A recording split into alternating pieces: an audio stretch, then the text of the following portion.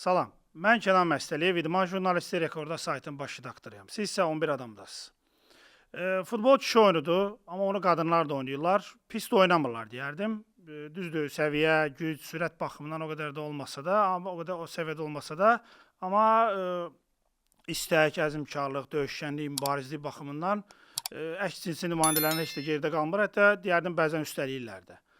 Maraqlıdır qadınlarda bu əzm, istək, futbola sevgi hardan qaynaqlanır? Onlar futbola hansı həvəslə gəlirlər? Bu həvəsin mənbəyi nədir? Və həqiqətənmi onlar futbolu bizdən daha çox sevirlər? 11 adamın bu dəfəki mövzusu qadın futbolu, onun çətinlikləri, ətrafı və içərisində olan proseslərdir. Qonağımız isə qadınlardan ibarət yığma komandanın baş məşqçisi Siyasət Əsgərovdur. Səsəndən xoş gəlmisiniz. Xoş gördük. Təşəkkür edirəm doğrudan da sizə. Çünki doğrudan da bugün belə bir mövzu seçmişsiniz, qadın futbolu və bu bizim üçün çox önəmlidir. Çünki qadın futbolunun ölkədə təbliği birbaşa sizlərdən keçir. Ona görə bugün belə bir mövzu seçməyiniz üçün sizə təşəkkür edirəm. Təşəkkür edirəm gəldiyinizə bir daha. Kişilərlə də işləmisiniz, qadınlarla da hal-hazırda işləyirsiniz. Hansılarla işləmək daha çətindir? Yəqin ki, qadınlarla daha çətin olar. Bunu düşünürəm ki, tək mən demirəm. Bunu çox insan deyir. Məşqçi belə deyək, yoldaşlarımız da bunu hər zaman mənə deyir ki, çox maraqlıdır sən bu neçə ildə necə belə deyək də bu şeyə qatlanırsan. Çünki doğrudan da qadınlarla işləmək, xanımlarla işləmək çətinlik əsas odur ki, doğrudan da hərəsinin bir nazı qəmsəsi var. Hərəsinə tam fərqli cür yanaşmaq lazımdır. Ona görə çətinliyi məncə çoxdur. Qadınlar futbola niyə gəlirlər? Belə deyək, qadınlar futbola gəlirlər. Mən düşünürəm ki, burada məsələni iki yerə bölərdik. Bir, bizim yeni futbola, qadın futboluna addımlar atanda qadınları futbol evi oynamağa cəlb eləməyimiz. Bir də son mən düşünürəm ki, 5 ildəki qadınların futbola gəlməsi, burada fərqlilik var. Düzdür, biz 2010-da əsasən biz çalışırdıq və mübarizə aparırdıq ki, xanımları, qızları futbola cəlb eləyək, doğrudan da. Amma son mən deyərdim ki, 5 ildə, yəni şükürlər olsun ki, cəmiyyətdəki fikirləri dəyişə bilmişik. Düzdür, bu rahat, asan da olmayıb, çox çətinliklərlə olub. Amma önəmli olan, yenə də deyirəm, çox faiz deyil, amma biz sevinirik ki, doğrudan da valideynlərin özü bizim departamentlə əlaqə saxlayırlar, qızlarını hara yönləndirə bilərlər, harada klublar var, yaxın yerlər harada olar falan. Yəni bu bizim çox. Ondan başqa biz 2010-cu ildə, yəni yeni başlayanda liqada liqamız belə yox idi, orada problemlər var idi. Bir liqa ilə başlamışıq. İndi mən sevinirəm və gedirəm aşağı liqalara baxıram və görürəm ki, liqaların özündə belə valideynləri görürəm və kütlə görürəm. Bu da oradan da sevindirici haldır. Hal-hazırda Azərbaycan futbolunun coğrafiyası nədən ibarət? Yəni neçə liqamız var, neçə milli komandamız var, neçə komanda oynayır? Bu barədə qısaca da olsun məlumat. Belə deyək, liqa olaraq 13 liqamız var, 15 liqamız var, 17 liqamız var və Super Liqa var. Və bütün belə deyək də Azərbaycan üzrə oyunlar gedir, amma belə deyək bölünmə bir yəni tam bilinən yerlərdə oynayır. Əsasən də aşağı liqalar belə deyək 13 və 15 liqaları Bakı, ondan sonra Zaqatala, Balakən, belə Gəncə bu regionlarda gedir. Amma 17 liqası ev səfər oynayır və Super Liqa ev səfər oynayır. Belə deyək, aşağı yaşlarda kütləmiz çoxdur. Əsasən də 13 liqasında. Amma belə deyək, yaş qalxdıqca biraz kütlə azalır. Düzdür, biz çalışırıq ki, bunun qarşısını ala və necə ala bilərik. Bunun üçün bəzi belə deyək, planlar qururuq ki, bu azalma olmasın. Amma istər-istəməz yuxarı qalxdıqca düşüşlər olur. Ona görə də Super Liqamızda bu ildən 6 komanda var. Keçən daha 10 komanda idi. Nəyə görə 6 komanda oldu? Biz bu il istədik ki, biraz kəmiyyət yox, keyfiyyətə üstünlük verir. Ona görə komanda sayını azaldıb daha keyfiyyətli bir liqa istədi eləyək. Amma 17 liqasında da 9 komanda var. Mən düşünürəm ki, inşallah ki, bu sayları artırmaq lazımdır. Bunun üçün də gərək biz aşağıda kütləni daha çox artırmalıyıq ki, yuxarı gələndə heç olmasa o kütlədə itki olmadan gətirək və liqanın, komandaların sayını artıraq. Belə olan zaman doğrudan da biz yaxın gələcəkdə inşallah ki, daha inkişaf eləyə bilərik. O ki, qaldı milli komandalara 4 milli komandadan qurulub, 15 milli komandası, 17 milli komandası və 19 milli komandası və əsas milli komanda. Şükürlər olsun ki, yenə də deyirəm, əsas yaş qruplarında olan milli komandalarımız var. Və mən düşünürəm ki, dönüb arxaya baxdıqda və indiki aşağı yaşlara baxdıqda doğrudan da indi aşağı yaşlarda çox yaxşı talantlar var və biz bu düzdür talantlar çox deyil. Mən düşünürəm ki, o da əsasən liqanın səviyyəsinin artması ilə mən düşünürəm ki, o talantların da səviyyəsi artacaq. Amma sevindirici hal ki, doğrudan da talantlar var və talantları düzün desəm belə deyək də əlimizin içində saxlayırıq ki, doğrudan o talantları itirmək çox çətin olur. Çünki əsas milliyə çatana qədər itkilər olur, zədələr də olur. Belə deyək, əsasən sevmədiyimiz bir şeydir. Ondan sonra ailə qrubu ayrılanlar da olur. Yəni ona görə bu şey milli komanda, belə əsas milli komandada bizə sıxıntıya salır və oradakı sıxıntı da belə keyfiyyətli kütlənin çox olmaması bizə böyük problemlər gətirib çıxarır. Bir qədər keçmişə qayıdaq, çünki keçmişə baxanda ifadəsini işlətdiniz. Qadın futbolu bura qədər gələnə qədər əslində indi hazırki durumu heç də pis saymaq olmaz. Əslində normal bir, yəni ən azından bir struktur var, bir sistem görsənir. Amma ona qədər gələn mərhələlər heç də asan olmayıbdı. 2010-cu ilə qədər hətta bir yığma komanda dayanmışdı fəaliyyətini. Yəni 2 il təxminən səhv eləmirəmsə 2 il ərzində ümumiyyətlə ölkədə qadın futbolu yox idi.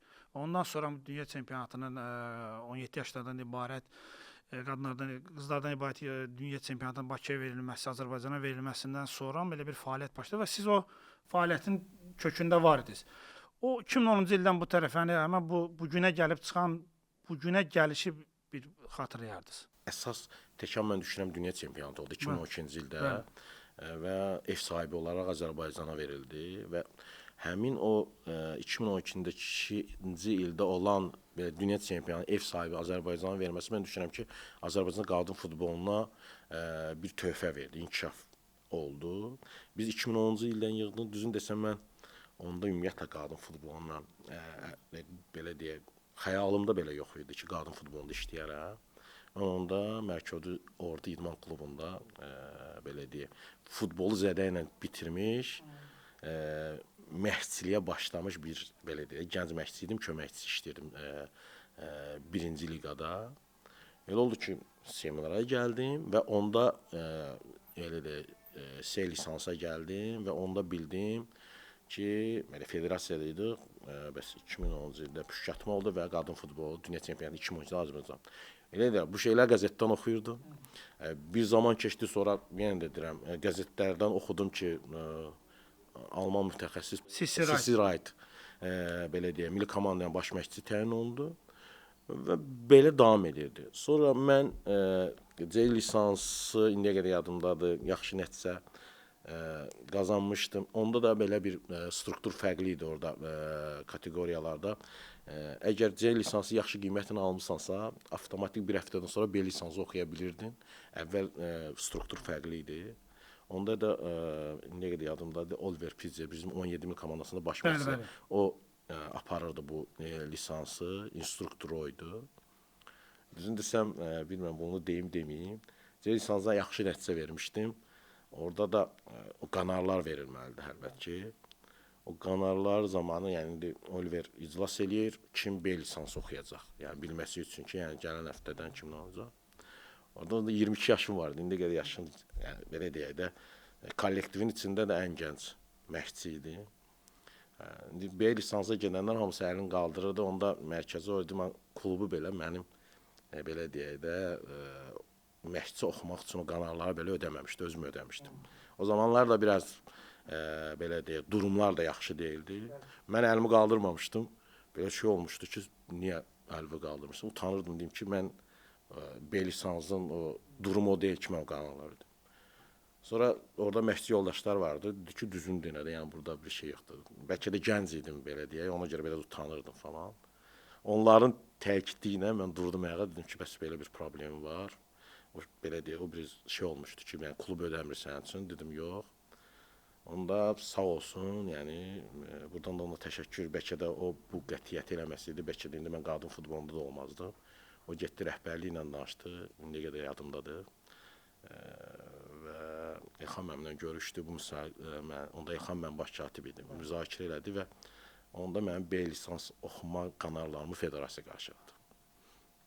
Onların məndən bir istəyi vardı. B lisansı da CS kimi ən yaxşı qiymətlər arasında bizim sistemimizdə. Elə oldu ki, B-də də ən yaxşı qiymətlər aldım. Ondan sonra məni yönləndirdilər. Məktəbli layihəsi var idi. Yəni təzə açılmışdı. 201 nömrəli məktəbə idman dərsləri 5-ci, 6-cı, 7-ci siniflərdə idman dərslərində mən futbol dərsləri keçirdim. Həm qız, həm oğlan. Elə oldu ki, bu zaman Sisrayt, yəni ora belə deyək, gəldi, kontrakt bağladı Bakıya. Ondan sonra qonaq olaraq həmin məktəbə gəldi və orada mən məşq proseslərini keçirdim. O da gəlirdi qıraqdan başladı. Çünki həm qızlara keçirdim, həm oğlanlara keçirdim. Bir dəfə, 2 dəfə sonra FIFA-dan qonaqlar gəldi, dünya çempionatları ərəfəli. Bayağı qonaqlar gəlirdi. Onlarla da gəlirdi Sisi. Elə oldu ki, bir gün tərcüməçi yaxınlaşdı mənə. Yəni, yenə də deyirəm, mənim belə deyək, ağlımdan keçməsi ki, mən qadın futbolunda işləyərəm. Bəs nömrəmi götürdü, mən də verdim. Dedim ki, bəs Sisi sizinlə danışmaq istəyir, görüşmək istəyir. Birinci belə dedim, yəqin, buradakı olan məşq proseslərinin falan bir danışıq olacaq. Bir gün zəng gəldi ki, bəs bizim, onda da Sisinin köməkçilərindən biri, indiyə qədər Frankfurtda seminar var idi, oraya getmişdi. Və onda da qadın futbolunda liqalar olmadığına görə Sisi və köməkçiləri, böyük bir heyət, regionlarda seleksiya günləri keçirdilər. Bu, bəli, Şəki, Qusar, Zaqatala, Baleşan, belə yəni gedirdilər 2 gün qala-qala. Köməkçisinin biri olmadığına görə Sisi məni o köməkçinin yerinə dəvət elədi ki, bizə kömək eləyə bilər. Mən də getdim onlarla da, oradan da mənim üçün birinci şok bir şey idi. Bir staf, böyük bir staf var və stafda xanımlar var. Yəni, heç vaxt olmayıb. Və baş məşqçinin özü belə bir xanımdır və belə deyək, yabancı birisidir. Birinci belə biraz çox utanırdım, çəkinirdim falan, uyğunluq yox idi. Amma oradan qayıdandan sonra bir gün zəng gəldi ki, Sisi sizinlə görüşmək istəyir. Getdim federasiyaya, danışdıq və dedi ki, mən səni neçə vaxt izləyirəm, istəyir məktəbdəki olan məşq proseslərini, rəftarımı, istər bizim seleksiyası həm bilə-bilə götürmüşdüm. Mən istəyirəm ki, sən mənim köməkçim olasan. Doğrudan da mən sizə deyim ki, onda mən Mərkəzi İdman Klubunda baş məşqçi olmuşdum 1-ci liqada. Və həmin ili bu təklifə qədər bir 2 həftə öncə mən düşünürəm ki, Mərkəzi İdman Klubu son dəfə mənim baş məşqçimin altında Superliqa vəsəqə qazanıb. Bəlkə də bunu mən onda Mərkəzi İdman Klubunu Superliqaya çıxartmışdım və o zaman da Superliqada Ramin Əliyev idi. Baş məşqçi oldu. Mən onun köməkçisi idim və əvəzinin baş məşqçisi idim. Həm də akademiyaya nəzarət edirdim, doğrudan da. Sizi bu təklif elədi mənə, düzün desəm, mən futbolçu kimi şans belə deyək, zədə ilə qurtardığım yerə milli komanda hamının böyük arzusudur. Yəni bir futbolçu kimi oynamaq. Onu eləyə bilməmişdim. Doğrudan da sizin bu təklifi bir məşqçi kimi və 22 yaşında doğrudan da mənim üçün çox belə deyək, önəmli bir şeydir. Mənə bir həftə vaxt verdi ki, fikirləşim. Düzün desəm, Superliqada köməkçiyəm, əvəzdə baş məşqçi falan, bəlkə də mən heç belə deyək də 2 gündən sonra gəldim ki, mən sizin qəbul edirəm təklifinizi. Yəni o qədər belə deyək, burada olan bütün işimi, yəni belə deyək də, kimsə düşünür risk atırdım, amma mənim üçün önəmli olan milli komandaydı. Doğrudan da mən sevirəm milli komanda işləməyi. Düzdür, biraz valideynimlə problem oldu evdə. Düzdür desəm, atam deyirdi ki, bizdə yoxdur belə, sən bu qədər karyera falan, bu yerlərə gəlmisən, birdən-birə bunu. Yəni mən dedim ki, mən istəyirəm bunu deyən. İndi birinci dəfədir bu şeyləri açıqlayıram. Doğrudan deyirəm. Və qəbul elədim. Düzünü desəm, sağ olsun ki, onda belə deyək, Mərkəzi İdman klubunun rəhbəri Natiq Əliyev idi. Sağ olsun, o da çox yaxşı qarşıladı. Çox sağ olsun ki, mənə icazə verdi və mən gəldim, başladım sizinlə. Ondan sonra bizim belə deyək, qadın futbola belə deyək, bir plan, bir strategiya yarandı. Onda liqa belə yox idi. Rəsmən qapı-qapı düşüb futbolçu yığırdınız. Bəli, rəsmən düşürdük və liqa olmadığına görə biz karate, voleybol, heç bir idman növü ilə məşğul olmayan, amma belə deyək, vücud dili ona əl verən, yəni görürdük ki, bunun var. Yəni belə futbolçular yığırdıq ilk dəfə. Mən sizə deyim ki, biz o seleksiyalardan yığdığımız qızlar var idi ki, ilk dəfə məşqlərə başlayanda düzünü desəm, o qədər problemlər oldu. İndiyə qədər yadımdaydı ki, əllərindən tuturduq. Məsələn, 3-4 nəfər əllə sizi tuturdu. 1, 2, 3, 4. Məsələn, 3-4 nəfər əllə mən, digər köməkçilər. Yəni çox belə deyək də, indiki vaxt bu yerə gəlməyinə baxanda görürəm, arxaya baxanda nə qədər belə deyək də əziyyətlər olub. Amma ondan sonra belə deyək, indiyə qədər indi yadımdadır ki, belə bir şey də olmuşdu. Biz 16 liqasını yaratdıq. Respublikada bir dənə liqa.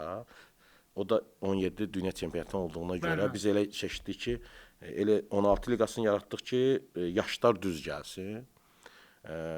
Və düşünürdülər ki, biz özümüz də düşünürük ki, Məkkədə 8 komanda olsa biz üçün üstün olar, bütün Azərbaycan üzrə. Amma doğrudan da həmin ili səhv eləmirəmsə 16 komanda olmuşdu. Mən səhv eləmirəmsə, indi yadımda deyil. Və biz o liqa ilə başladıq. O liqa ilə başladıq, indi oradan seleksiyalar edirdik və sizə deyim ki, qızlarımızın əksəriyyəti də belə deyək, regionlardan daha yaxşı qızlar gəldi. İndi o qızların çoxu da elə hal-hazırda da belə deyək, əsas milli komandanın düşərgəsinə dəvət alan oyunçulardandır. Ondan sonra 16 liqasından sonra liqa böyüdü və yavaş-yavaş 19 liqası yaratdıq. Çünki 19 oldu, qızlar keçdi. Ondan sonra liqalar aşağı düşməyinə kütləyə artırdıq. Şükürlər olsun ki, doğrudan da bu il yəni düzdür, yuxarı yenə də deyirəm, qalxdıqca bizdə kütlə azalır, bu bizə xoş deyil. Amma aşağıda kütləmiz var. Bunun üçün də mübarizə aparırıq ki, doğrudan da ki, bu kütləni aşağıdakı kütləni yuxarı necə çatdıra bilərik. Biraz bu mən düşünürəm mentalitetdən də irəli gəlir. Ondan sonra dedim ki, əsas çətinlik nədən ibarətdir? Yəni bu məsələ. Çətinlik belədir. Birincisi mən deyim ki, bir öncədən sizin sualı cavablandırmışdım. 2 yerə bölə bilərik. Biz futbola cəlb eləyirdik, indi isə futbola özləri gəlirlər. O dönəmdə var ki, bizim belə deyək, düşünək 2010, 2019-da 9 il üzərində biz futbola cəlb eləyirdik. Orada bizim sıxıntılarımız əsasən belə deyək, ailələrlə olurdu. Valideynlərlə, böyük qardaşları varsa qardaşlarla. Ondan sonra qohumlarla, belə mübarizə apardı. Uşaq talantlı, sevir bu şeyi, gedirik baxırıq da oradan da. Amma valideynlər icazə vermir. Doğrudan da böyük danışıqlar olurdu. Hətta belə bir şey var idi, indi də var. Bizim bəzi talant oyunçularımız federasiyanın arxasında bizim akademiya var, orada qalırlar. Dünya çempionatından öncə 2010-da əsasən bizim o seleksiya elədiyimiz qızların hamısı o akademiyada qalırdı və 201 nömrəli məktəb, mən deyirəm, ilk dəfə məşqçi kimi ora təyin edilmişim. O məktəbdə də oxuyurdular. Səbəb də nə idi? Həmin məktəbin stadionu var idi. Bilirsiniz, səhər və o akademiyada qızlarla, o uşaqlarla qalan mən olmuşam. Yəni cavan olduğuma görə hər kəs ailə olduğuna gedirdi. O nəzarəti mən edirdim. Belə deyək də, onları tək məşqçisi olmamışam. Mən də qardaşları olmuşam. Ona görə mənə biraz bəlkə də rahat gəlir o. Onlar mənim gözümün önündə böyüyüblər. İndiyə qədər bu yerlərə gəliblər. Və 3 il bu davamlı olub. 3 il hər səhər mən dururdum onlarla. Səhər yeməklərini yeyirdilər. Və avtobuslar geyinirdilər məktəb geyimlərini. Bütün komanda ilə, mən də onlarla bir yerdə gedirdik 201 nömrəli məktəbə. 2 dərsdən sonra elə bir ki, biz elə ayrılmışdıq. bütün staf gəlirdi məktəbə və həmin oyunçular gəlirdi orada bir dənə məşq keçirdi. Çünki çox problemlərimiz vardı. Biz çatdırmaq üçün onu eləmişdik. Bu planlı bir şeydi. Mən çünki onsuz da orada idim, gözləyirdim. Bir staf gəlirdi. Ondan sonra qızlar yenə məşqdən çıxırdılar, dərsə girirdilər. Yenə də staf gedirdi. Mən yenə onları gözləyirdim məktəbdən. Avtobusla gəlirdilər, yeməklərini yeyirdilər, istirahət edirlər, axşam hamı olaraq məşqə gedirdik. Bu 3 il belə davam edib. Yəni belə deyək, 2 il dünya çempionatına qədər. Ondan sonra bu prinsip qaldı. Düzdür, onda bütün komanda qalırdı, dünya çempionatı vardı. İndi amma Bakıda yaşayan qızlar o öz evlərində qalır, amma regiondakı qızlar burada qalır. Mən yəni indiyə qədər yadımdaydı ki, elə tanıtlar var ki, məsələn, Qaxda var idi. Nə bilim, hansısa Qaxın hansısa kəndində. Yəni valideyn icazə vermirdi. Məşqçidir ki, bunun valideyn icazə verir, amma talantlı uşaq. Mən burada maşını ardılar. Gedirdim valideynlərlə evdə görüşürdük, danışırdıq. Düzdür, o qədər problemlər olub ki, yəni bunu təsəvvür eləməzdi insanlar. Yəni onları inandırmağa çalışırdıq hər şey ki, narahat olmayın, yaxşı olacaq. Valideynləri gətirirdik, akademiyadakı şəraiti görsünlər. İstər-istəməz övladlarıdır, hansı şərait olur, aparırdıq məktəbə, göstərirdik bu məktəbdə. Yəni böyük bir belə deyək də uğraşın nəticəsində biz indi hardasa mən düşünürəm ki, qadın futbolunda bir yerə gəlib çıxa bilmişik. İnşallah ki, düşünürəm ki, bundan sonraki illər biz belə deyək də bunun üzərinə qoya-qoya da belə gedə bilərik. İnşallah elə olar. Bu valideynlərlə danışanda əsas gətirdiyiniz arqument nə olur? Məsələn, bu futbolçu təbii ki, sizə lazımdır, yəni istedadlı futbolçu bizim hamımıza lazımdır, amma valideyni inandırmaq üçün məsələn, bu qız futbola davam eləsə nə olacaq? Yəni o nə üstünlüklər əldə edə bilər, nə söz verirsiniz, nə danışırsınız onlarla? Belə deyək də əsas inandırmaq çətindir də. Bəli, bəli. Bir də belə deyək, regionlarda ümumiyyətlə öncədən kişi futboluna belə baxmayan ailələr vardı. Ümumiyyətlə futbolla yanaşmayan, idmana belə belə deyək, baxmayan bir ailələr olurdu ki, anlayış belə olmurdu. Onlarla danışmaq doğrudan da çox çətin idi ümumiyyətlə. Və hələ bu oğlanın övladı olsa mən düşünürəm ki, bu qədər çətinlik çəkməzdi. Bu qız övladının olması bizə doğrudan da çox problemlər yaradırdı. Əsas onlarla danışırdı ki, milli komandada olacaq qızımız. Məktəbdə oxuyacaq, çox böyük məktəbdir. Müəllimlərin savad bilgiləri daha yaxşıdır. Qızımız xarici ölkələrə gedəcək, dünya görüşü artacaq. İnşallah milli komanda oyunçusu olsa yəni indi 15 milli komandasına dəvət edirsə 17, 19, ondan sonra əsas millidə olacaq. Xarici ölkələrə çıxma şansı var, orada oynama şansı var. Əsas da yenə də deyirəm, dediyim oydu ki, yəni də bu yəni danılmaz da. Deyirdi ki, yəni siz qızınıza bu talantı batırsanız, bu qızınız bəlkə də hansı xarici ölkədə, hansı klubda oynaya bilər. Ola bilər ki, o özünün belə deyək, həyatını dəyişə bilər. Və o həyatı dəyişsə sizə də hardasa kömək eləyir ailə olaraq.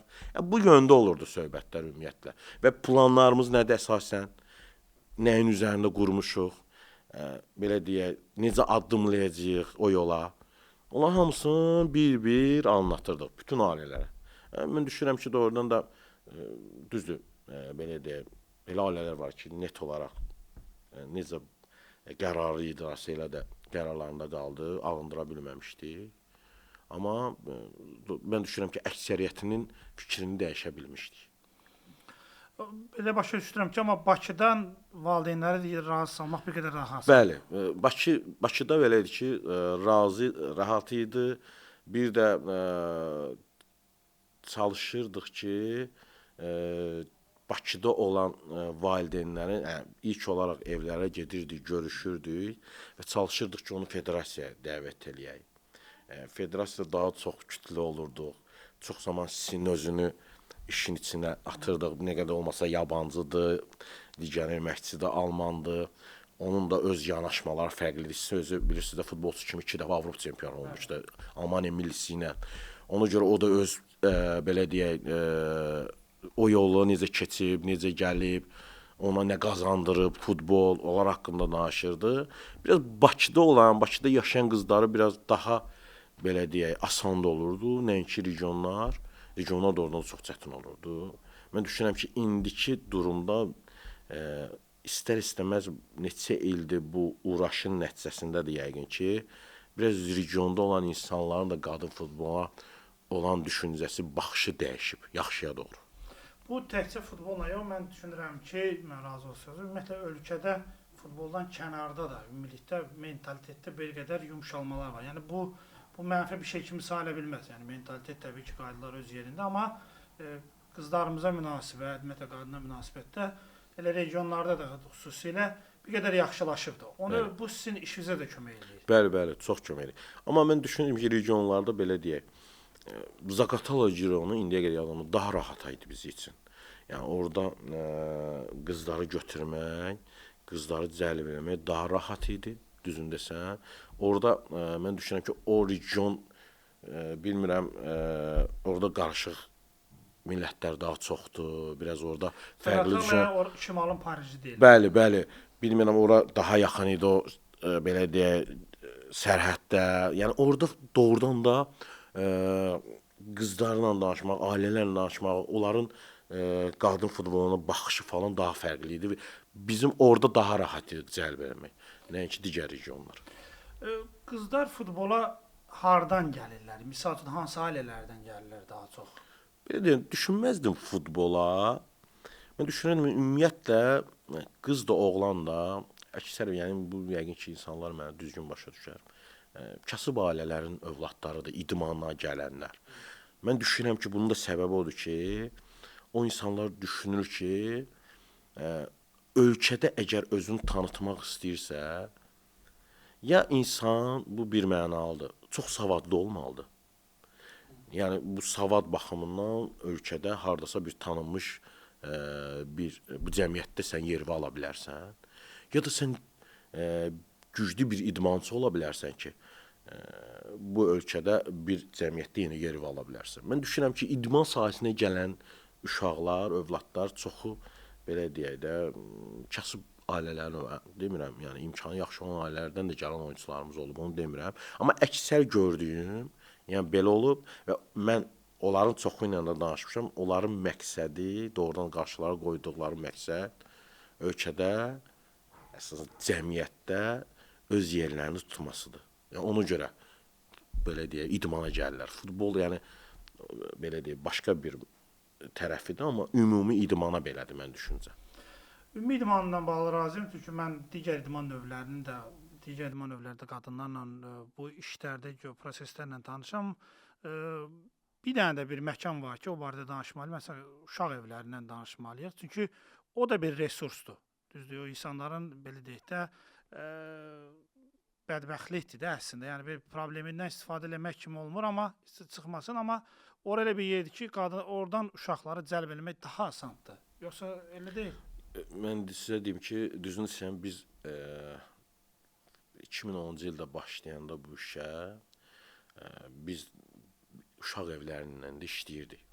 Çünki biz nəyə görə əsas biz uşaq evlərində işləmək məcburiyyətində olduq? Çünki valideynlərlə yaşadığımız problemləri görürdük, çıxış yolu axtarırdıq biz. Çıxış yolu necə ola bilər? Mən indiyə qədər yadımdadır, səhv eləmirəmsə, 3 nömrəli uşaq evində özüm şəxsən aylarla məşq etmişəm uşaqlar. Həm oğlan, həm qız. Və orada da oradan yaxşı tanatlar var. Düzün desəm, indi bizim bu təzəlikcə federasiyanın bir layihəsi var. Uşaq evlərində futbol dərsləri. Sırf orada 2 deyəsən uşaq evində başlayıb. Mən düşünürəm ki, bu daha da artacaq. Və mən düşünürəm ki, bunu doğrudan da sonluğu yaxşı olacaq. Çünki mən bunu yaşamışam. Düzdür, mən işlədiyim uşaq evində belə bir problem oldu sonra. Düşünün ki, əvvəl mən uşaq evinə gedəndə özüm yaşamışam bunu. Orada belədir ki, uşaqlar yəni bəlli bir məktəbə gedirlər və bəlli bir yerdə qalırlar. Yəni onların çıxışı yoxdur. Və həmin uşaq evində də həyətində stadion var idi, balaca. Mən ora gələndə uşaqlar belə deyək, əvvəl o qədər maraq göstərmirdilər.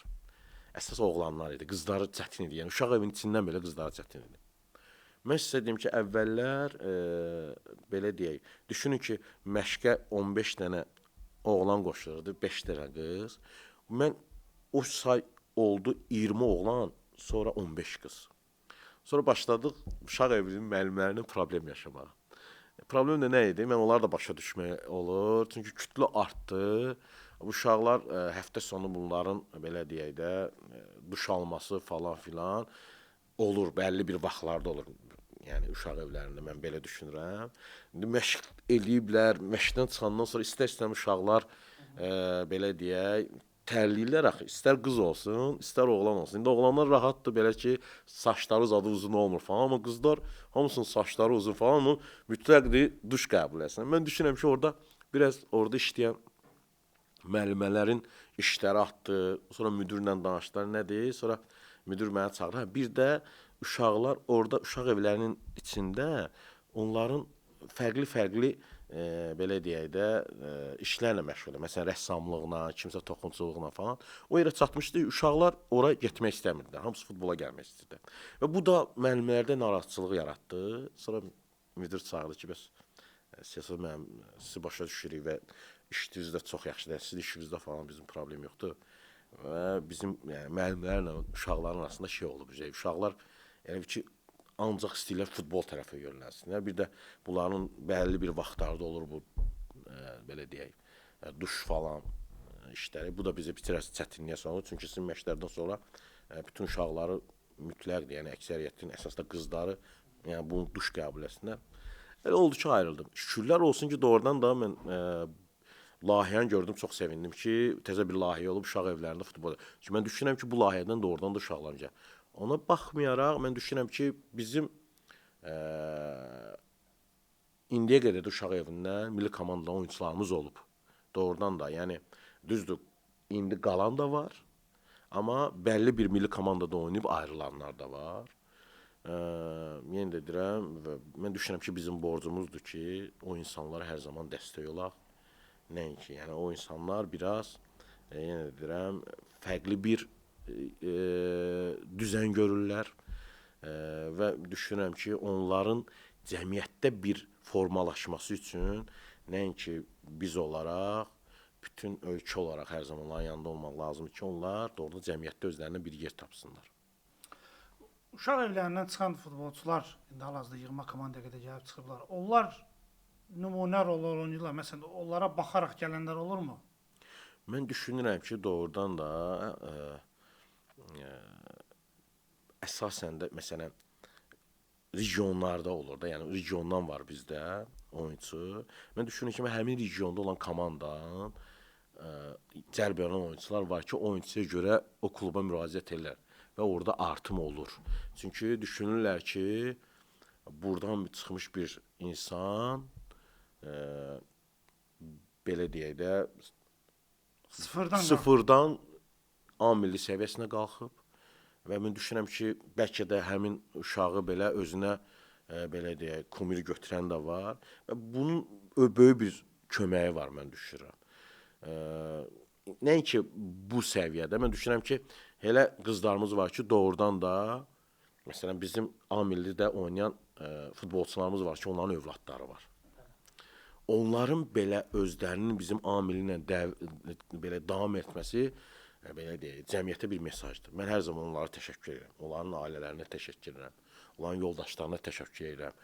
Çünki onların yəni oyunlarımız olur ki, milli komandanın övladları ilə yoldaşları tribunada olur.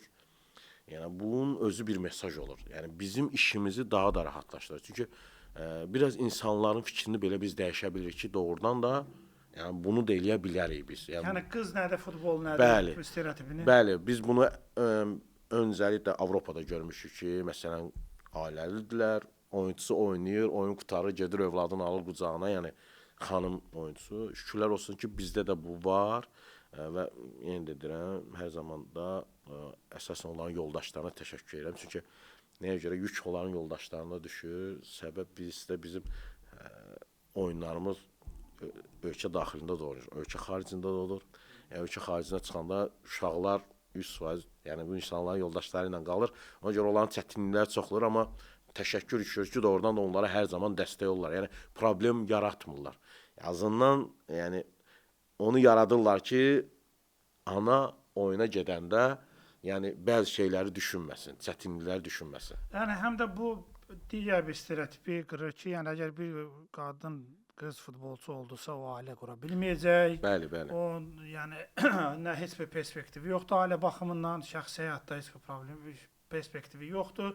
Futbolçu qurtardı. Yəni ümumiyyətlə qadın futbolçulara münasibət də, yəni bir müddət əvvəl, bir neçə il əvvəl, 10 il deyək də, 10 il əvvəl başqa cür idi. Bəli, bəli. Oğlan sayaq olacaqlar, oğlan Bəli. kim olacaqlar, bədən quruluşları fərqli olacaq. Bəlkə də ilkin mərhələdə elə görünə bilərdi, amma mən düşünürəm ki, hal-hazırda çox ciddi dəyişikliklər var. Bəli, bəli. Yenə də deyirəm, bəlli bir şeylər onsuz da olur. Yəni bu bizim ölkəyə aid deyil.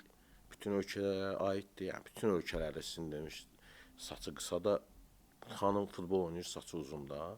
Hə, biraz fizioloji olaraq dəyişkənlik olur. Çünki aktiv professional idmanla məşğul olurlar və hələ futbolla məşğul olurlar. Ola bilər. Mən düşünürəm ki, daha da xanım belə deyək, vücudunda daha da gözəllik verir. Çünki belə deyək, belə xoş görsənirlər qıraqdan da çox yaxşı görsənirlər. Amma bəzi şeylər onsuz da belə deyək, danışılan şeylər danışılacaq. Mən hər zaman qızlarıma deyirəm ki, danışmaq pulla olsaydı, çox adam ya danışmazdı ümumiyyətlə, ya da danışdığı şeyləri fikirləşib danışardı, az danışardı. Ona görə çox şeyə çalışırıq ki, fikir verməyək. O danışıqlar olur onsuz da. 2010-cu ildən əvvəlki dövrdə qısa müddət ərzində olmamasının, futbolun olmamasının da səbəbləri var idi. O səbəblər yəqin ki, onun bir obyektiv və subyektiv səbəbləri vardı. Məsələn, cinsi azlıqlar məsələsi çıxmışdı komandadakı, yəni ona görə komanda dağıldığı deyilirdi. Bu suallarla sizə gələndə nə cavablar verirsiniz futbolçulara? Ümumiyyətlə bu problemin öhdəsindən gəlmək üçün nə edirsiniz? Mən düşünürəm ki, bu bizim mentalitetdən asılıdır, bir mənalı. Çünki biz elə bir ölkədə yaşayırıq ki, doğrudan da insanlar bunu düzgün qəbul eləmir. %100 əksər insanlar ümumiyyətlə. Və biz bununla mübarizə hesabı, yəni mən düşünürəm ki, konkret buna biz nəzarət edirik bu şeylərə. Və sizin dediyiniz illərdə əslində heç mən o illərdə yox idim, amma mən də eşitdiyim, bildiyim bəzi məsələlər vardı ki, mən düşünürəm o əsasən bizim legioner oyunçularımız vardı ki, məsələn Rusiya, Ukrayna falan. Gəlmə problemi də o. Orada olan problemlərlə bəlkə də əlaqəli bir şeydir. Amma yenə də deyirəm, bunun özü bizə bir mesajdır və bu mesaj onu demək istəyir ki, maksimum diqqətli olaq. Yəni tək bu mənə aid deyil, bütün aşağı yaş qrupları millinin stafflarına da aiddir və əsasən də onlara aiddir. Çünki mən özüm də 15-17-də işləmişəm. Biz sizə Avropa seçmə mərhələləri olur, inkişaf turnirləri olur. Yəni bunların hamısı, yenə deyirəm, çox zaman fərqli ölkələrdə olur. Hər zaman hansı ölkəyə getmişik, minimum bizim qaldığımız oteldə bir belə deyək, komanda daha qala bilər. Böyük otellər olanda bir görürsünüz, 3 komanda birdən qalır, 4 komanda birdən qalır. Ola bilər ki, sən hardasa nəzarət eləyə bilərsən falan, sənin ölkəndə bu şeylərə yaxşı baxmırlarsa, digər ölkələrdə belə deyil. Ona görə ola bilər rəqib komandanın oyuncusu falan filan, nəsə düşüncə, insanın fikri falan.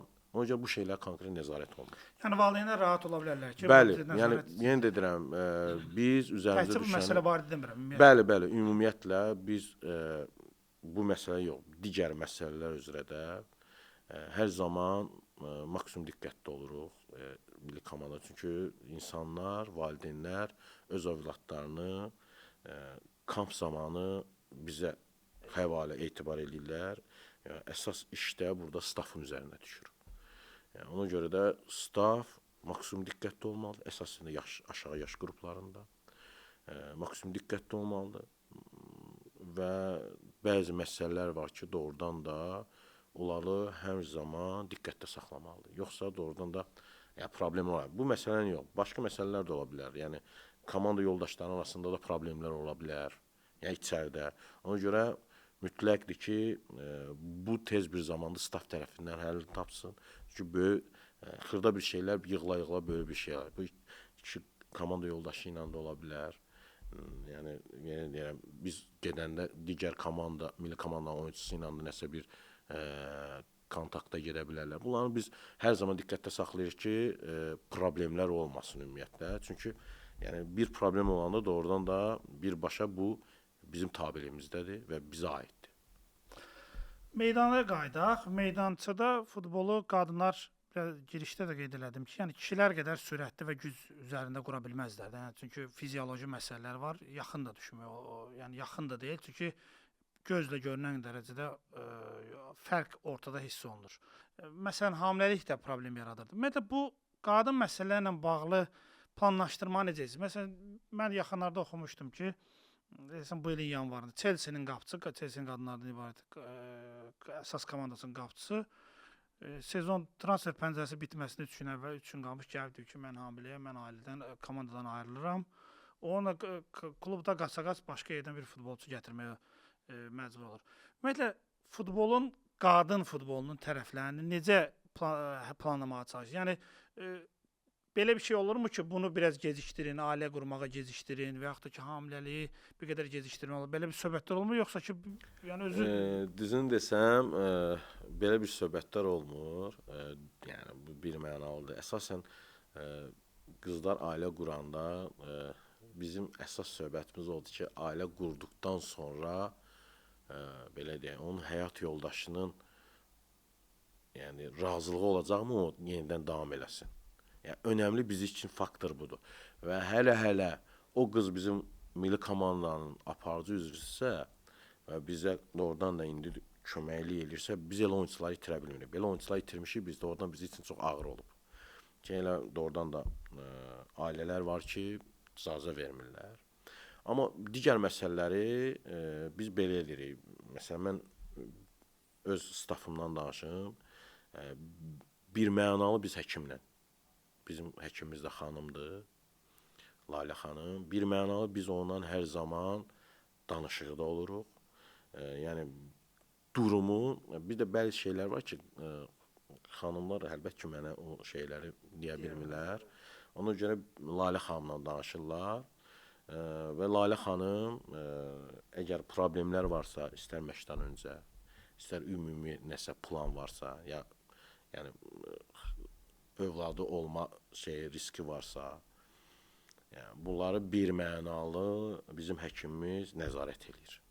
Və hər zaman da istər bizim kamplardan öncə hər zaman görüş olur və özü bizə məlumat verir. İstər hər bir şey haqqında, zədələrlə bağlı, istər Bakıda olan qızlarla bağlı, istər qıraqda olan qızlarla bağlı. Çünki Allah eləməsin, kənarda oynayan qızlarımız belə zədə aldıqda həmən Lalə xanıma məlumat verməlidir. Bizim yəni çünki bizim milli komandanın yuxarı aşağı 25 dənə futbolçusu var. Ona görə belə bir durumda bizə çətin olur və biz çalışırıq ki, bu durumdan necə çıxaq. Məsələn, elə şeylər olur ki, doğrudan da sağ olsun burada federasiya çox köməkliləri. Nə ilə bağlı? Məsələn, belə deyək, bir dənə misal deyim. Aytaç Şərifov bizim əsas qapıçımızdır. Bilirsiniz, son milli komandanın kampında iştirak eləmədi. Çünki dizindən əməliyyat olmuşdu, Menskindən. İndi o klub onu Hakkari gücündə oynayır. Hakkari'də belə deyək, Türkiyənin bir qırağıdır və bir belə deyək, region komandasıdır. Orada bəzi şərait yoxdur. Amma sağ olsunlar Hakkari Aytacı Trabzonda ən yaxşı həkimə əməliyyat elətdirdi. Biz də belə bir planlaşdırdıq, sağ olsun federasiya dəstək oldu. Aytacı gətirdik Bakıda. Aytacın bərpa dönümünü biz Bakıda, burada bizim federasiyada həkimlər edir. Yəni belə şeylərin tez oyunçularımızı qaytarmaqdan ötürü, yəni yenə də deyirəm, ona görə tez bir zamanda məlumatlar gəlir bizim həkimə və həkim də bizi ilə fikir bölüşür. Ondan sonra biz əgər bəzi şeylər var ki, biz necə köməklik eləyə bilərik milli komanda oyunçusuna. Çünki bizdə belə deyək, B variantı yoxdur oyunçusun yerinə, C variantı yoxdur. Ona görə biz elə oyunçular var ki, orada lazımlıdır. Bu şeylərdə də oradan federasiya hər zaman dəstək olur bizə. Futbolçuların bizim yığma komandansı futbolçudan qeyd edildiyi kimi belə çərçivədə, yəni bir 25 nəfərdir belə deyək. Başqa ölkələrdən fərqli olaraq, yəni başqa ölkələrdən futbol, qadın futbolu inkişaf eləmiş ölkələrdən fərqli olaraq bizdə say da azdır, amma həm də biz onlardan da həm də bir futbol meydançasında da bəzi şeylərdə geridə qalırıq. Məsələn, fizioloji quruluşda. Yəni biz qəbul eləyək ki, bizim qadınlarımız, misal üçün deyək, İsveçli qadınlarına və yaxud da ki, Danimarkalı və yaxud da ki, Amerika qadınlarının fizioloji olaraq bəstəboy deyək, fiziki olaraq zəiflər. Bunu necə çıxış yolda? Qafqaz futbolu oynadaraqmı, yoxsa hansı addımlar ataraq? Belə deyək, mən düşünürəm ki, burada bir mənalı haqlısınız. Bizim belə ölkələrlə əsas problemlərimiz belə deyək, futbol deyiminə desə, ikinci mərtəbələrdə problemimiz olur. Əsas da yeni dedim, standartlarda böyük sorunlarımız olur. Yəni istər-istəməz çox çətin olur. Mən indiyə qədər yadımdadır. Bizim A milli təzə yazmışdı. Danimarka bizim qrupa düşmüşdü. İndiyə qədər yadımdadır. 8-0 uzmuşduq təzə. Yəni 8 qolun 5-ni başdan vurmuşdular. Çox çətin olur. Belə deyək, gücləri bərabərləşdirə bilərik. Bizim bir şansımız var. Onun içində rəqibdən çox qaçmalıyıq. %100. Rəqibdən daha çox istəkli olmalıyıq və xarakter daha çox olmalıdır. Biz mübarizə aparırıq. Bilmirəm, bizim son oyunlara olunmu, baxmısınızmı, yox. Biz məsələn, biz bundan öncəki Millətlər Liqasında bizim qrupumuza düşmüşdü yenə də Montenegro, Farer Adaları, bir də Kipr. Belə baxanda biz düşünərdik ki, komanda, yəni yenə də deyirəm, mən onda Ankaradaydım, püşk atma zamanı klubda. Misa gəldi mənə, yemək yirdi, indi qədər yazımdadır, oteldə. Gəldi mənə, əlimi sıxdı və dedi ki, təşəkkür edirəm 6 xala görə. Yəni Montenegro'nun oyuncusu. Onda o mənim komandamdı orada. Mən də güldüm belə, heç nə demədim. Və mən düşünürəm ki, %100 oyuncu keyfiyyətinə baxanda, individualini və komandanın keyfiyyətinə baxanda o qrupun çempionu belə qıraqdan baxsa Montenegro olmalıdır. Çünki Almaniya Super Liqasında 2 dənə oyuncusu oynayır, Macaristanda oynayır, Xorvatiyada oynayır. Yəni çox qadın futbolunda söz deyən ölkələrdə futbolçuları var. İspaniyada 2 oyuncusu oynayır Super Liqada. Yəni belə baxanda çox yaxşı komandalar var. Amma biz onlarla burada Kiprlə 2 oyun oynadıq. Kiprin özü də çox yaxşı komandadır. Biz burada 1-1 oynadıq Kiprlə, başlanğıc oyunu. İndiyə qədər yanımdadır. Və bizim momentlər vardı, vura bilməmişdik. Biz ikinci oyun getdik Montenegro'ya. İndiyə qədər yanımdadır. Mən hər zaman komanda edirəm ki, qızlarımıza. Biz bəlli bir şeydən, bunu uşaqlar özləri də bilir. Yəni uşaq dedim ya, onlar uşaq deyil də. Yəni 30 yaşında olan oyuncularımız var. Düzdür, gənclərimiz daha çoxdur. Onlar da başa düşür bunu. Biz əgər rəqibdən çox qaçmasaq, rəqibdən çox istəkli olmasaq, biz oyunda xarakter göstərməsək, biz nəticə ala bilmərik. Mümkünsüz bir şeydir bu. Çünki bəzi şeylər var ki, yəni amillər var ki, rəqib bizi üstələyir. %100 siz də bunu düz qeyd elədiniz. Misa'nın özünün 1.92 boyu var. Onun komanda yoxsa, komandanın kapitanı o da 1.90 boyundadır, 1.88 boyunda. Yəni yenə deyirəm, elə oyuncular çoxdur. Yəni o şeydə fiziki durumları belə şey olan. Amma biz getdik orada Montenegro, indiyə qədər yadımdadır. Səfər oynayırdı, qızlar 1-1 oynayıb. Orada mən istəyirəm ki, 2 dəfə daha çox qaçdıq. Mübarizə, xarakter. İndiyə qədər yadımdadır, 80 neçənci dəqiqədə biz qol vurdu Montenegro. Şokdaydılar. Şokda. Sonra qayıtdıq. Klubda komanda birinci məşqə çıxır və komandanı yığdım. Şimdi orada belə deyək, işlədiyimiz komandada Türkiyə A millinin oyuncuları var idi. Ukraynanın 4 A millinin oyuncusu var idi. Montenegro 2. Yəni çox A milli oyuncular vardı. Hamını bir-bir təşəkkür elədim, yəni təbrik elədim. Sonda dedim ki, bəs Misa önə çıx, komanda səni alqışlayacaq. Yəni belə şeylər olur. Və orada Misa yaxınlaşdı mənə ki, mən deyir, Meksikada legioner həyatı yaşamışam. İspaniyada 4 il legioner həyatı yaşamışam. Yəni Rusiyada neçə il legioner. Mən həyatı boyu milli komandada neçə oyun karyeram var. Həyatı boyu bu qədər qaçan komanda görməmişdim dedi. Deyir mən oyunçunu keçirdim, baxırdım ki, təzədən oyunçu gəlib çatıb. Yəni başqa şans yoxdur. İndiyə qədər mən qızlara deyirəm. Ondan sonra nə oldu? Biz getdik Montenegro'dan sonra ikinci oyun gəldik Bakıda Montenegro oynadıq. 3-0. İndiyə qədər yadımdadır. Övnək müəllim həmin oyuna gəlmişdi. Bizim prezidentimiz bəli Razvalkaya belə gelmiş soyunma odasına.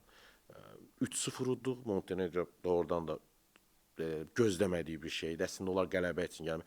O oyun bizim dönüş nöqtəsi idi. Biz qrupu birinci bitirəcəyik yoxsa yox. Ondan sonra biz getdik Farerə. Farerdə 2-1.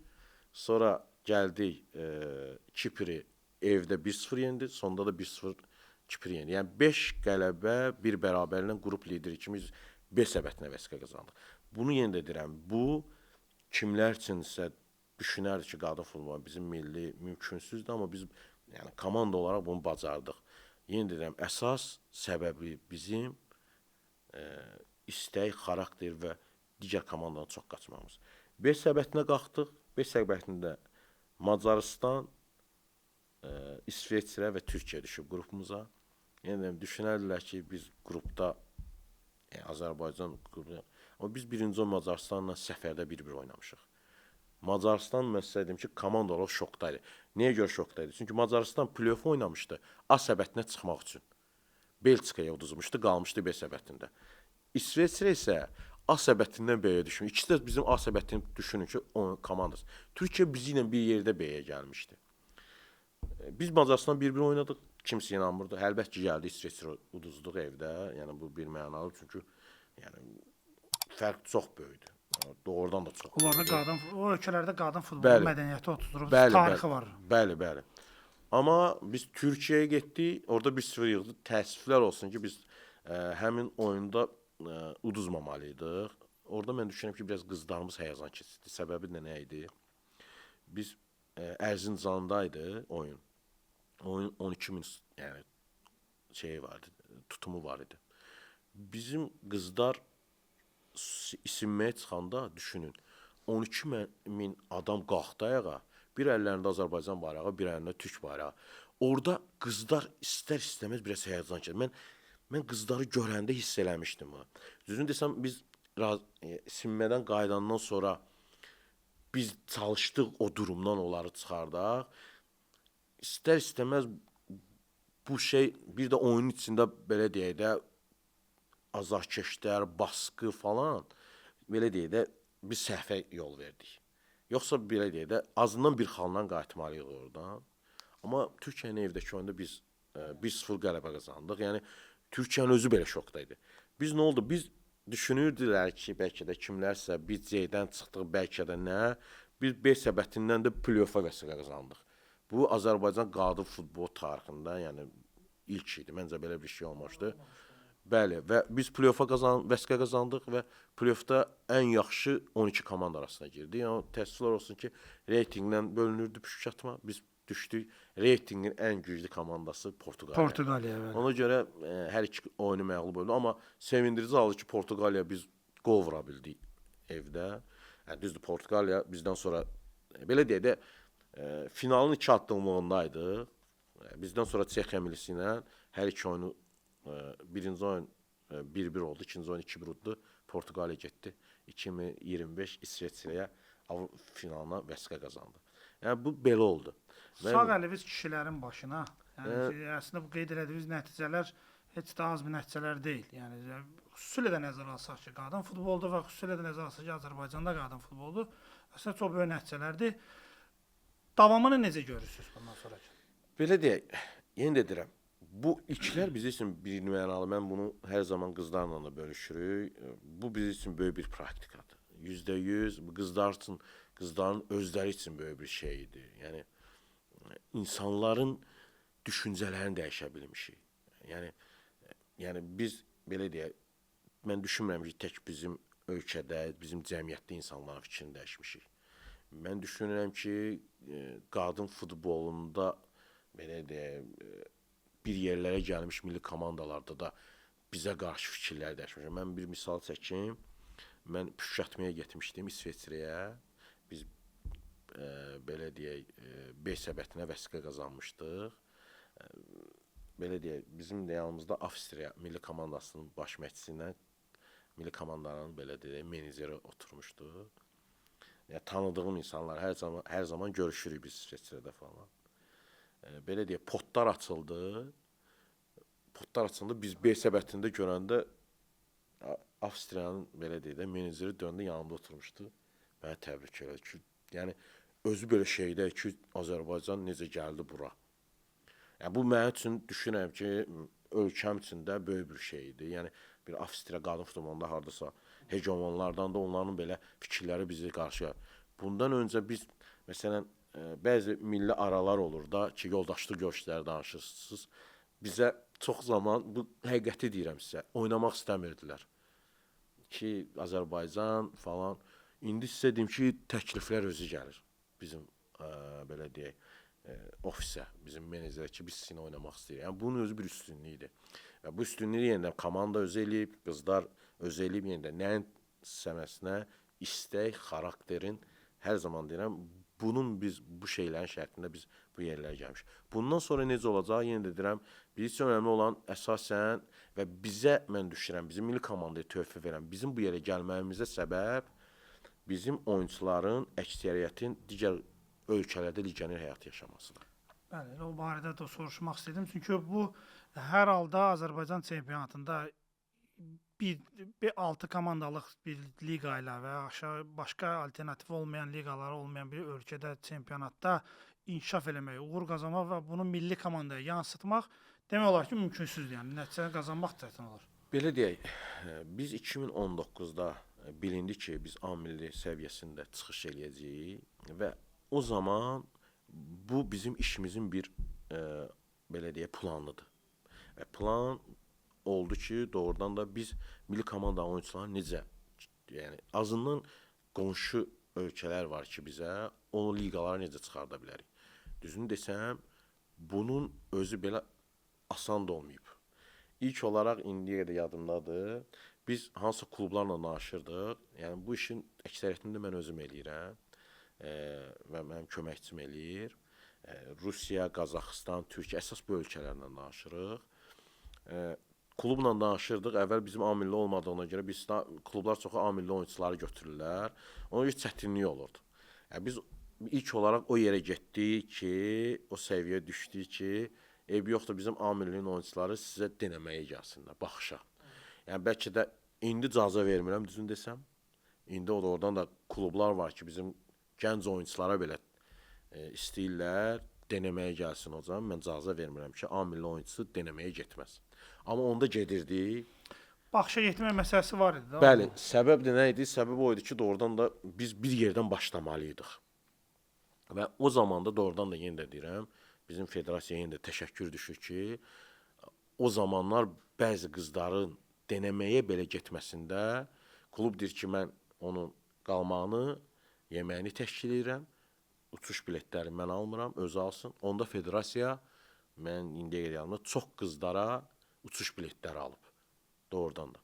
Hələm indiyə qədər yanımdadır, bəlkə də siz də bilirsiniz, Aytaç Şərifov birisi də Keflavikdə bir sezon legioner həyatı yaşayıb. O da necə olub? Biz Türkiyə ilə danışırdıq deyənəm mən özüm. Elə bir şey oldu ki, orada Türk məşqçi yoldaşlarımızdan biri, onda Beşiktaşda çalışırdı, Mutuzan Hoca. O mənə dedi ki, hocam, bəs İslandiya Keflavik klubu bir kaleci arıyor. Sən də kaleciyi ben gördüm. O zaman elə bir ki, Mutuzan Hoca'nın öz komandasında Beşiktaşda 2 dənə A millinin qapıçısı var. Ona görə Aytazı götürmə. Aytaz da birisi talant qapıçılardandır. Və neyniyə bilərik ki, belə deyək, qızı görsünlər. Və onlar tarix yadımdadır, bu tarixdə Antalya kampa gəlirlər. Əgər sizə də uyğundursa, bunlar qızı görmək istəyirlər. Siz onu göndərə bilərsiniz. Sağ olsun, mən də rəhbərlə görüşdüm və həmən onun biletlərini aldı. Biz Aytazı göndərdik ora. 2 həftə onlarla kampda oldu. Ondan sonra Aytaz qayıtdı Bakıya. Bir həftədən sonra Aytazı kontraktı gəldi. Mən düşünürəm ki, Aytaz onda ən yaxşı kontraktı almışdı. Yəni, təsəvvür edin, ev, maşın, yəni belə deyək də, bizdə belə bir şey yok. Düzdür, Aytaz özü maşın sürə bilmirdi. Maşın bütün günü həyətdə qalırdı. Bir də Doğrudan da mən düşünürəm ki, çox yaxşı belə deyək, kontrakt idi pulla. Digər oyuncularımız ki, gedirdilər baxışdan və qızlarımız neynədi? Və burada qızlarımıza təşəkkür düşür. İstər Türkiyəyə gedən, istər Rusiyaya gedən qızlarımız elə bir iş gördülər ki, istər-istəməz bizi milli komandanın oyuncularını belə deyək, məcazi mənada bazara sala bildilər. Biz o bazara girə bildik. Onların gördükləri iş istər-istəməz onlardan cavan oyuncuları bizim o bazara girməyimizə kömək elədi. Mən ona görə hər zaman onlara ilk gedən qızlarımıza hər zaman təşəkkür edirəm və təşəkkür düşür ki, ondan sonra gedən qızlar da özlərini yaxşı mənada doğrulda bildi. Və onun timsalında milli komandanın düşərgəsinə gələn qızlarımız həm oyun praktikası, bu çox önəmlidir. Oyun praktikasına hazır gəlir, həm kondisyon olaraq hazır gəlir, həm fərqli dünya görüşündə milli komanda düşərgəsinə gəlir. Bu çox önəmlidir və mən düşünürəm ki, bu son ildə aldığımız o nəticə var ki, play-offa qədər gəldiyimiz əsas səbəblərindən biri bizim qızların digər həyat yaşamasıdır. Bəli, təbii ki, elədir. Qadın futbolu ilə kişi futbolunun arasında əsas fərqlərdən biri də maddi məsələdir. Çünki yəni bu barədə hətta məşhur qadın futbolçular Alisha Lehman və Amerika yığmasının üzvləri falan hər dəfə bu məsələni gündəmə gətirirlər. Düzü mən düşünmürəm, şəxsi fikrimi deyim ki, yəni qadınlarla kişilərin eyni səviyyədə maaş alması yəni mümkünsüzdür, doğru da olmaz. Çünki burada temp məsələsi var falan, amma aradakı fərq çox böyük. Uçurumdur. Bəli. Qadın yığmasında, Azərbaycan qadın yığmasında olan idman futbolçularımız, hansılar ki, legioner həyatı yaşayırlar, onların maddi durumu hansı səviyyədədir? Yəni necə müqayisə eləmək olar? Hansı kişilərdən ibarət məsəl üçün birinci liqa və əsas birinci liqa komandalarımız səviyyəsində olan qazancları var, yoxsa məsələn Premyer Liqanın aşağıda gedən komandalarla təxminən eyni bu maaşı alırlar? Belə deyəm, mən düşünməzdim Premyer Liqa deyil. Bu birinci liqadır olan oyuncular. Burada da bölərdim ki, mən əlbəttə ki, bu klublarla bağlıdır. Kimsə birinci liqada düşünün, yaxşı səviyyədə olan komandalar var. Bizim oyuncular məsələn o səviyyədə alır. Kimsə ortada orta alır, aşağıda aşağı. Aşağı yəni doğru gedənlər gənc oyuncularımızdır. Və mən bir dənə şey qeyd eləmək istəyirəm buradan. Mən düşünürəm ki, bunu unutdum demək. Əgər biz o 2019-dakı plan vardı ki, qızlarımız legioner həyatı yaşasın. Yəni orada məsələ əsasən görünür ki, qızlarımız yaxşı liqada oynasın. Çünki bizim liqa yeni inkişaf eləyir, o inkişaf dönəmindədirlər. Orada yəni doğrudan da liqaya yatırımlar olunur. Və əsas məqsədimiz bizim oydu ki, qızlarımız futboldan ayrılmasın. Çünki mən düşünürəm ki, o qızlarımız ölkəmizdə qalsaydı, onlar məcbur hansı işinə məşğul olmalıdırlar. Çünki bizdə hal-hazırda klublar, bəzi klublara çıxmaq şərti ilə o səviyyədə yəni oyunçulara əmək haqqı verilmir. O da istər-istəməz səni məcbur edir ki, sən başqa bir işlə məşğul olasan. Əgər sən futbol, yəni mən düşünürəm ki, ümumiyyət futbol demək, idman sahəsi belədir ki, sən hansısa bir iş məşğul olursan, sənin belə deyək də fiziki bədəninin yükü onu qaldırmayacaq. Sən yenə də əlavə məşqə gedəsən, oyuna gedəsən, burada çətinliklər olur. Və yenə də deyirəm, bizim o ki addım atdıq ki, bu qızlar çıxsın ölkə xaricinə, orada düşüncəmiz yenə də deyirəm, A millidə hazır oyuncular görməkdir. Əsas səbəbimiz A millidə olan görmək istədiyimiz hazır oyuncuları futboldan getməməsini təmin etməkdir. Mən şükürlər olsun ki, buna nail olmuşuq. Düzdür, bəzi sıxıntılarımız yenə də olur. Oyuncular elə klublar olur ki, belə deyək, istədiyi məvacı ala bilmir. Çünki bizim, mən açıq deyim bunu, bizim milli komanda oyuncularının əksəriyyəti də olan aliyə baxır. Artıq alilərlə baxmaq. Bəli. Yəni orada mən düşünürəm ki, bir xanım, qız futbolçu özünü təmin eləməyə başlasa, məncə onun üçün o qədər problem olmaz. Amma doğrudan da əksər oyuncularımız və onlarla mən fəxr edirəm doğrudan da oyuncularımla Ailələrinə baxır, ailələrinə kömək eləyir. Ona görə onlar üçün sıxıntıya gəlir. Bəzi oyunçular var ki, bir də görürsüz, klublarla problem olur. Klublar qızları aldatmaq istəyir, kontrakt falan məsələlərində. Ona da doğrudan da bu məsələlərdə də belə biz hər zaman onların yanında oluruq. Federasiya hər zaman onların yanında olur. Kontrakt bağlanmamışdan belə kontraktları yoxlanılır. Kontraktları imza atılanda göstərişdir ki, kontrakt atdığı imza kontraktları mütləq şəkillərini çəksinlər. Çünki başımıza gəlib bu. Biz çalışırıq ki, belə deyək də, riski minimuma endirək və hər zaman da onlarla oluruq. Yəni, qızların yanında olur ki, istər qızlar özlərini yanlış tək hiss eləməsinlər, istər də klub onları belə deyək də tək hiss elətdirməsin. Ona görə hər zaman bu şeylərdə bir mənalı onların yanında olur. Bizim yığma komandanın üzvləri ilə tanınmış dünya futbolunda ən tanınmış futbolçuların aldığı məvaciblər arasında nə dərəcədə fərq? Orada uçurumlar var məncə. Ya, qızlardan məncə orada uçurumlar var. Çünki belə deyək, siz bundan öncə İsveçrə milli komandanın oyunçusu Lehmann, o Juventusda oynayır. Bəli, hal-hazırda Juventusda oynayır. İngiltərədən gəldi Juventusa. Yəni, düşünün də, yəni Juventus İtaliya klubunun marka komandalarındandır. Orada əmək haqqılar əlbəttə ki, üst-düzədir. Ona görə mən düşünürəm ki, və yenə də deyirəm, indi bizim qızlar Türkiyədə, Rusiyada oynayırlar. Biz belə deyək, istəyimizdə yəni, bu qədər bəhs eləyir bizə deyə bir şey də yoxdur. Biz indi belə deyək, araşdırırıq, axtarırıq, necə eləyə bilərik ki, oradakı qızları biz Avropaya necə çıxarda bilərik. İtaliyası olsun, Portuqaliyası olsun, Almaniyası olsun, Serbiyası olsun. Yəni azından, məsələn, əgər bizim qapıçımız Aytaz İslandiya Keflavitdə bir il legioner, bir sezon legioner həyatı yaşayıbsa, mən düşünürəm ki, digər qızlardan da kimsə bunu cəhd eləyə bilər. Yəni biz arxaya dönüb baxsaq, biz üçün məsələn Rusiya Super Liqası, Türkiyə Super Liqası biraz belə deyək də, 50-nin 50-yə görsənsə, indi şükürlər olsun, bəlkə də 70% qızımız Türkiyədə oynayır. Nə bilim, bir 15% qızımız Rusiyada oynayır. Zenitdə oynayan komanda oyunçumuz var. 2 dəfə Zenitlə Rusiya çempionu olub.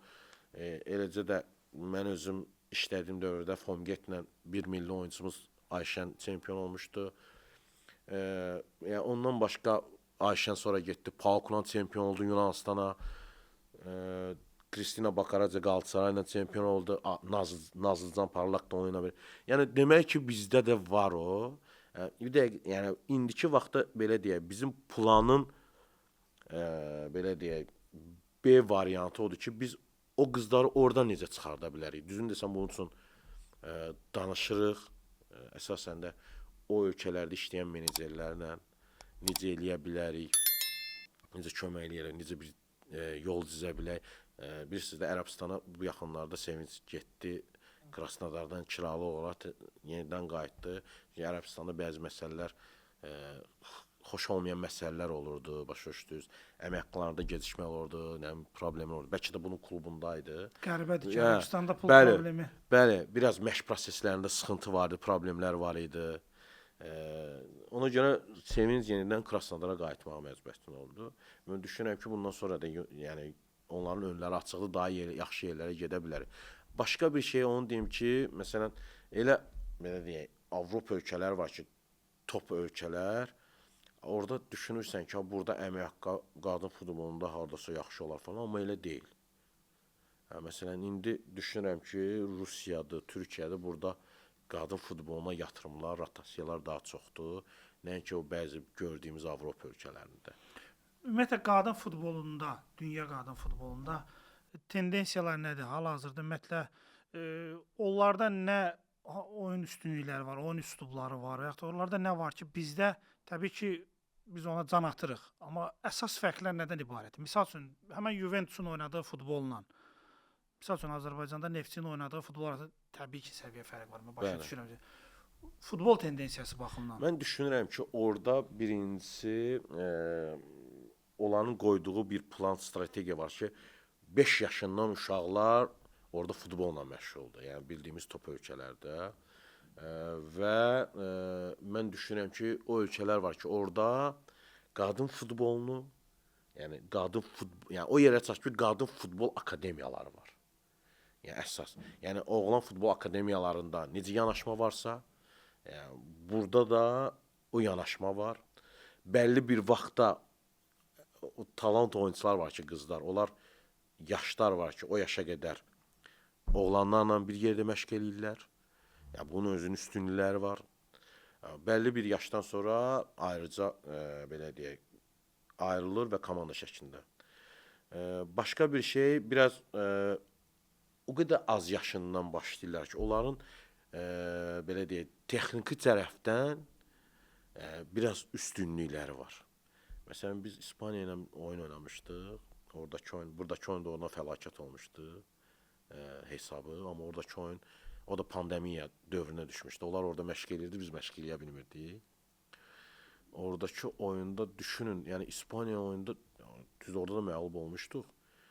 Yəni bir qadın futbolçusunun topla davranışı bu qədərmi, yəni yaxşı olaraq. Yəni bunu ancaq sən oğlanda düşünürsən. Yəni deyirəm də futbol deyirlər ki, kişiyə aiddir falan, amma İspan milli komandasının oyunçuları yəni, topla rəftarı, mən bir moment oldu, top yerə düşmədi. Yəni 5 kasaniyə oldu, top göydə kasaniyə oldu. Yəni yerə düşmədi. Yəni elə bir insanlar tenisbol oynayır. Yəni doğrudan da və yenə də deyirəm 15.000 azarkeş vardı Türkmənada. İnsanlar, mən düşünürəm ki, futbola deyil, bir əyləncəyə gəlmişdilər baş. Həm bizi alqışlayırdılar, həm rəqibi alqışlayırdılar. Yəni öz belə deyək, oyunçuları məsələn zədəli olanda topu çıxartmırdılar. Belə deyək də fitə basırdılar ki, məcbur edər topu çıxar zədələn. Yəni fərqli bir dünyadır ora. Mən düşünürəm ki, o şeyləri o yerə çatması illərin verdiyi bir zəhmətin nəticəsidir və ona görə sonuncu dünya çempionudular İspanlar. Bizim onlara çatmamızda bu proses nə qədər davam eləməlidir? Mən düşünürəm ki, bu proses bizə, yəni düzdür, biz deyirik ora çataq. Onlar da dayanmır axı, onlar da davam eləyir. Amma mən düşünmürəm ki, o səviyyə, yəni bizim vaxtımız, bilmirəm, mən onu görərəm, görmərəm o yaşa. İnşallah ki, arzum odur ki, doğrudan da bizim qadın futbolu da o yerlərə çatsın.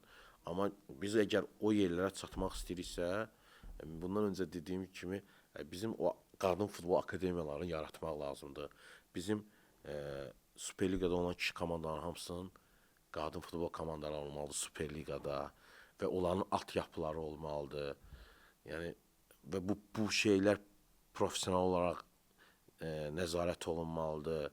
Yəni bu hamısı amillərdir. Yəni bunlar üst-üstə yığılaraq bir yerə gələr və bu şeylər olandan sonra mən sizə deyim, %100 bizim istər aşağı milli komandası, istər əsas milli komandanın nəticələri də %100 dəyişəcək. Qadınlar həyata bir mənalı başqa cür baxırlar, biz başqa cür baxırıq. Onlar yəqin onların nazı ilə oynamalı olduğunuzu qeyd edirsiniz.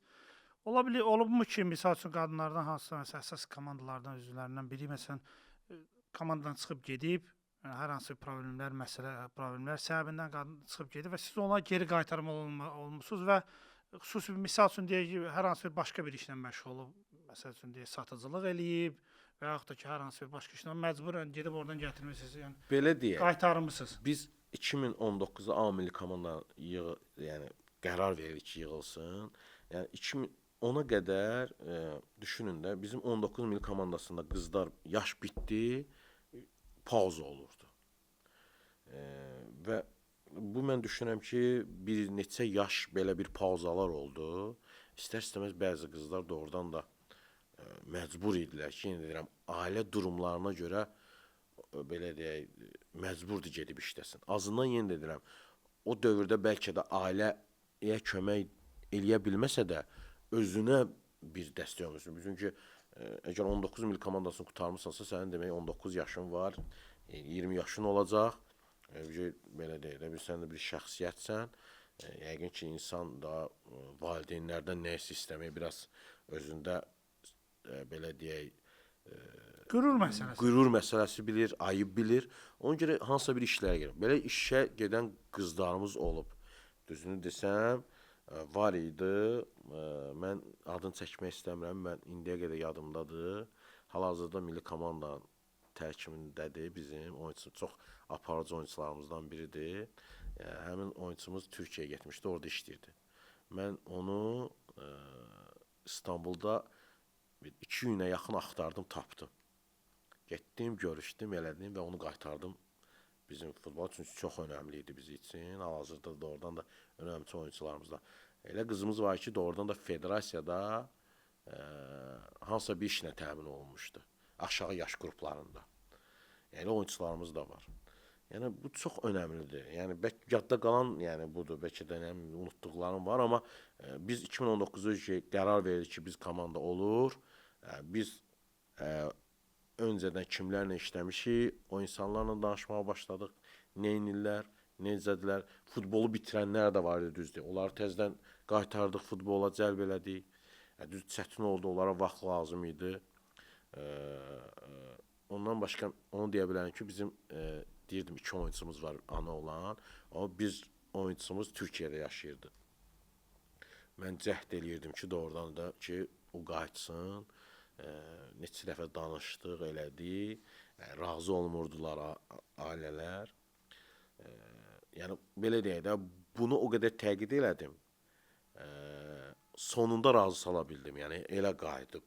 Yəni ümumiyyətlə ana ondan sonra bitirmişdi. Biz onu təzədən yenidən futbola qaytarmışıq. Hə, qayıtmayan da var, düzün desəm. Siz üçün yəni deyirəm, hal-hazırda elə oyunçu var ki, yəni olsaydı da orada çox dəstək olardı bizə. Ona görə çox üzülürük, amma düşünürəm ki, belə deyək də, bunlar bizim üçün bir sınaqdır.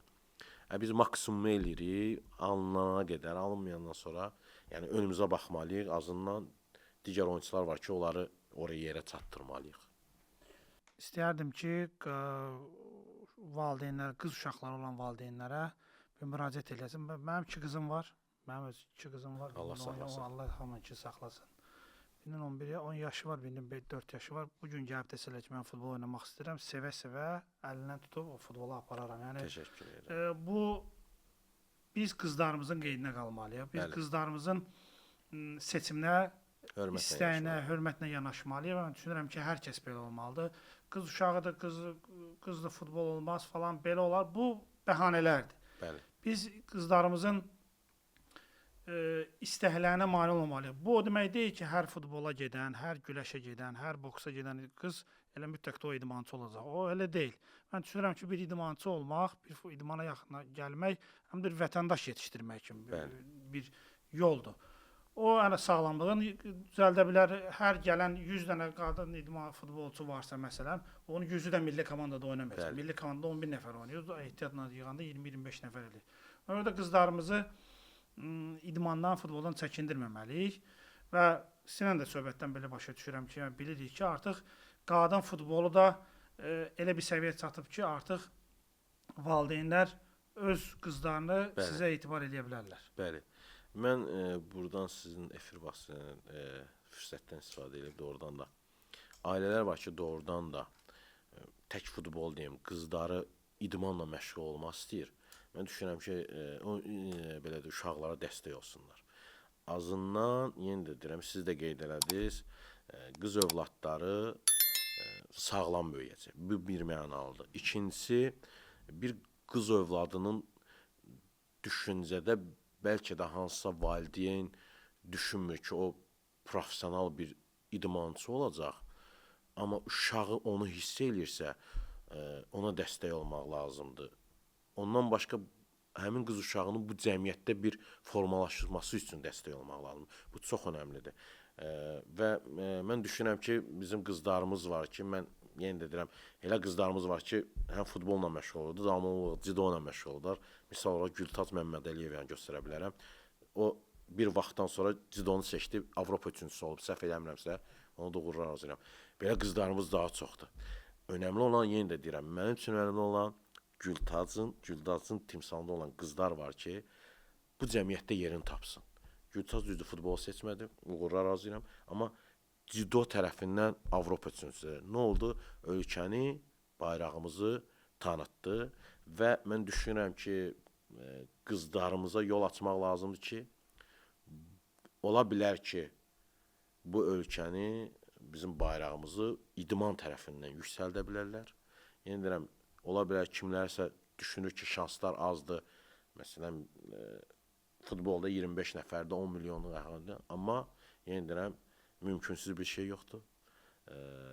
Və mən düşünürəm ki, bütün valideynlər öz övladlarına hər zaman, əsasən də qız övladlarına dəstək olmalıdır. Çünki oğlan övladları elə ki, özündən bir yer tapa bilir cəmiyyətdə, amma qızlara mütləq dəstək olmaq lazımdır və onların qarşısında olan bariyerləri bir vaxta qədər valideynlər bir yerdə aşmalıdır. Hər şeyə görə sizə təşəkkür edirəm, çox sağ olun. Ümid edirəm ki, biz yenə də yaxşı nəticələrdən sonra bir yerdə görüşəcəyik. İnşallah, inşallah. Təşəkkür edirəm bir daha gəldiyinizə görə. İnşallah növbəti verilişlərdə görüşərik. Sağ olun. Sağ olun, bu qədər. Növbəti 11 adamlarda görüşərik.